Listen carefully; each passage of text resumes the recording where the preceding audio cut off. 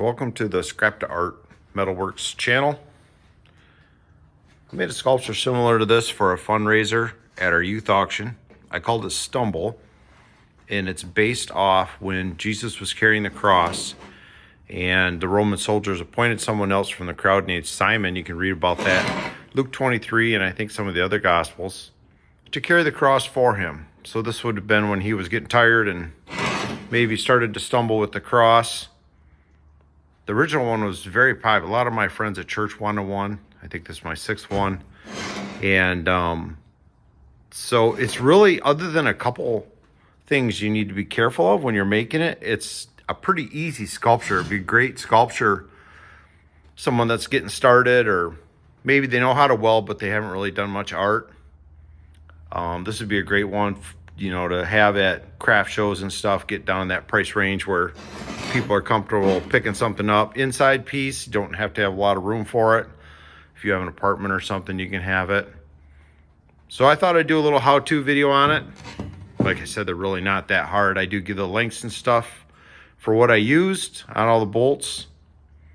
Obviously, you could probably pick something else, add your own twist. So let's get started, see how I built it. So I like to start out with 4 railroad spikes. Railroad spikes aren't always the same, but they're pretty close. So I'm just gonna clean these all up. And then for the 2 long ones, I'm just gonna cut them back to the point where the taper starts and weld the 2 ends together. All right, I've got this welded together. I took these pieces that are the cross pieces, and I cut these at 3.5. That works pretty good for most railroad spike crosses. These are the ends off there. And then the only decision you got to make is if you want to put these pointing down or pointing up. If the cross is standing up, I like them pointing down, but for this, I like them pointing this way. I think for this application, you could do it either way, and that would work. But I'll get those welded on there, and then our cross will be done. So we got that done. So what I like to do to help this thing balance, because you've only got a couple points of contact here in this back point, I don't want it to be too tippy, is I like to put a compound angle on the bottom of this to help spread that out over the table or whatever you got it sitting on. So I'll show you how I do that. So here's the tricky part. Not too bad. So I've got this at a, I don't know, 20, 25 degree angle. And then what I'm gonna do is I'm gonna cut this at an angle this way. I'll hold the grinder, hold it flat, and then bend it down. Show you again. Bend it down like this and cut up, and that will give me a compound angle. And that'll also put this one that's bent here, that'll put that at the high one, the high point, and I think that'll look better because it'll be kind of pointed more down at the ground, so I think that'll give it a better look. So that's when I thought about tipping it that way. So let me cut that off and I'll show you. Now we're getting somewhere. So I cut that off, just like I said, flipped it over and pushed it down on my plate here. I just gave it a good old tack right there to hold it in position. This is where it's gonna be for quite a little bit as you build the rest of it. And then I bent me up a wire Jesus. And this doesn't have to be perfect by any means, but just a rough idea of how long bolts you might need and the basic shape. Just real rough. So now let's gather up some bolts and I'm gonna start down at the legs, putting them together. And I'll tell you what sizes I use. I don't know if they'll work for what you're doing, but it might be a good starting point. And we'll go from there. All right, I found some bolts.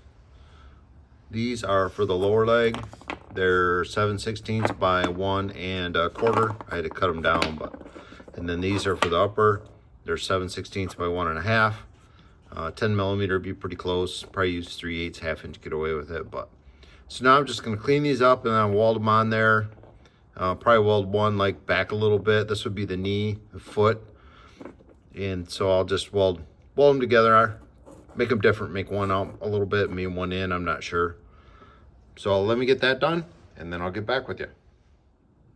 All right, so those are welded together, and then I've also welded the 2 legs together, and then I've ground the inside of these to get where it touches the surface where it's setting, to get those as far apart as possible, because that is, you want the 2 feet quite a ways apart.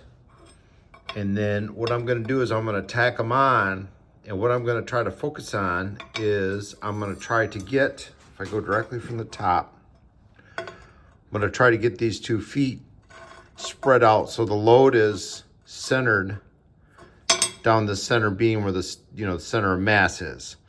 And this is just to try to keep it from, because it's tipsy as it is. So this is just to try to keep her from getting tippy. And then I can use the rest of the body to kind of pick the angle back up and get the support back over. You could turn this a little and that'll get it over some that way. This is kind of a critical point, and I'm just going to tack this right on the plate too, and then build up from there. All right, so I tacked that on, and now I've tacked on a 1/2 by 1.5 bolt. This is actually square head, and that comes up and over, and then the nut will sit right here, and that will be the head.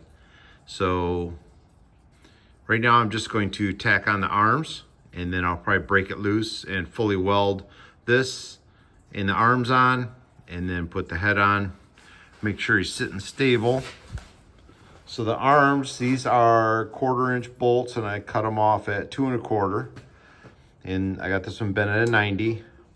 So I'll just put this one over here somewhere, and then I like to put this one like straight out, like it's kind of grasping. You could do anything you want with this one. You could run it back up to the cross, or you could put it even down to the ground. I may even do that. Might look a little better pointed down on this one. I don't know.